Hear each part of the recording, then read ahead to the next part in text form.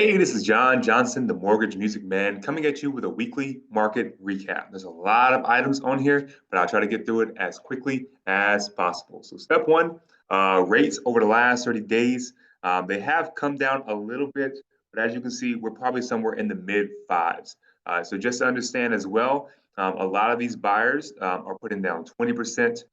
Many of them going towards 15 and 20 years. So, if they're doing those, they're getting better rate options. So, if you're a first time buyer, putting down less, things of that nature. Expect your rate to be a little bit higher than what's on this graph.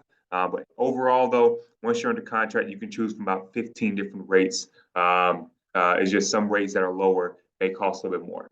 All right. A recession means falling mortgage rates. So everyone talks about recession, recession, recession. The news is going to say something about it every single day. It still hasn't been technically considered a recession right now, but if someone's trying to buy a home and they end up saying you were officially a recession, just understand that many of our last recessions we have dropped in mortgage rates. As you can see, 2020 we dropped about a percentage point, 2008 a percentage point, 2001 0.6, 1991 we dropped 0.2 or 2.25, etc. Experts are not good at forecasting the housing market. I made a video about this, but I just want to include it in this weekly one as well. So January forecast for homes appreciating, meaning if we're looking at the Fannie Mae data and we're looking at $200,000 home, that means that home they were expecting it to potentially appreciate to 214,000. If we're looking at what they're actually projecting now for 2022, because we have been exceeding that number so far throughout the year, all these expectations are pretty much about double. Meaning that if you were expecting for your home to go up 15K in value, they're now expecting your home to potentially go up 30K in value. So if the experts, and all these are the experts, these are Fannie Mae, Freddie, all these people are the ones that are coming out with data. They have access to all the data and economists, et cetera. If they can't get it right, then your news definitely cannot get it right. Net worth of a homeowner versus a renter. If you are renting, you do have any inkling of wanting to own a home, just understand, just keep pushing. Stay in the market. As long as you're motivated and you're working with a good lender, good real estate agent, you can be able to find a home somewhere, and that's going to be able to propel you from, a majority of renters who have an average net worth of $8,000. So once you're a homeowner, it's one of the best things you can do if you have a net worth of less than $1 million is to own a home. Be cautious of how the news is going to spin home data. So some data came out in the last couple of days that existing home sales are down from last month 6% and from last year 20%. This is a very easy data for the news to be able to spin to say, hey, we're going to go into some sort of housing recession, et cetera. Watch out. They're also going to say, oh, we're at 3 months supply of inventory. Just so you understand, that means that if there were no other homes that came on the market, it would take 3 months for those homes to be able to come off the market. Less than 6 months is considered seller's market, which means the seller has a lot of control. More than 6 months means that buyers have more control and you're in more of a recessionary type of situation with the market. I understand these data are skewed slightly.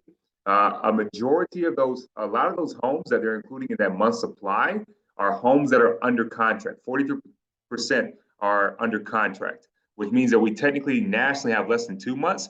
And if you're in some hot areas like the Tampa Bay area or any other places in Florida, we're still looking at 1 month supply of inventory, which is a crazy fast seller's market. So buyers are getting some more control in the market, but it is not as scary as the news is going to make it seem.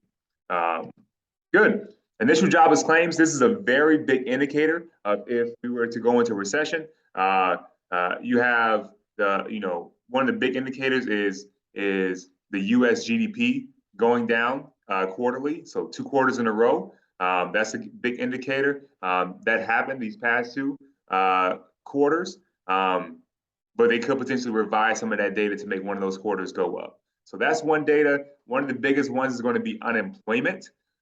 So unemployment is at the lowest, and then it starts creeping up, and that's going to mean that we could be heading more into a recession, which is pretty much means, in my opinion, just watch your pockets. Don't be going extra. If you are in an industry where you could potentially not have a job, et cetera, you want to get your savings up, things of that nature. But do understand this initial jobless claim report.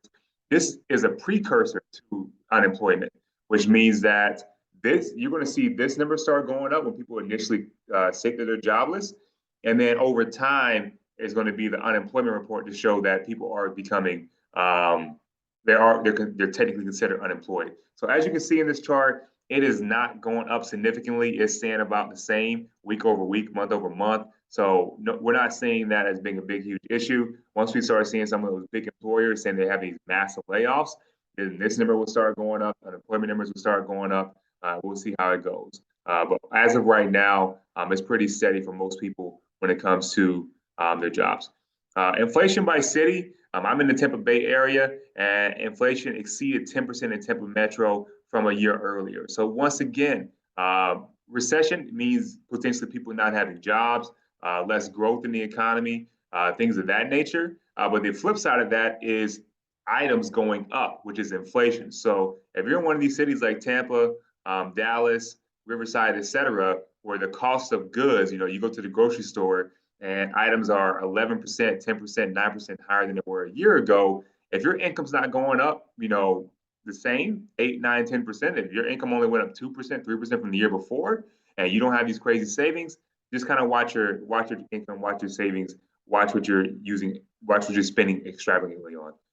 Hometown Heroes, this is still a great program. So if you are a veteran, if you are a teacher, first responder, firefighter, nurse, this is one of the best programs that's out there right now. I'm pushing this one hard. All down payment assistance programs are not equal.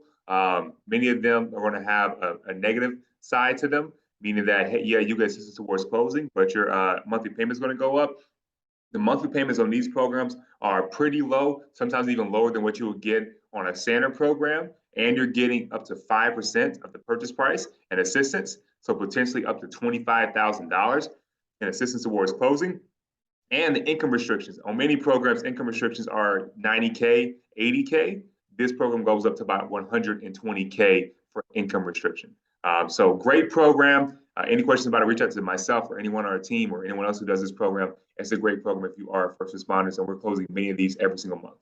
Lastly, I am available on the weekends, so it is Friday, but I do work Saturday, I do work Sunday. If you have any questions, just give me a phone call. My phone number is on the screen, 321-460-0412. I also have my email on there as well, and my website, jonjohnson.vanekmortgage.com, where you can be able to see more about me. You can be able to also apply, etc. Other than that, thank you for listening and have a great weekend.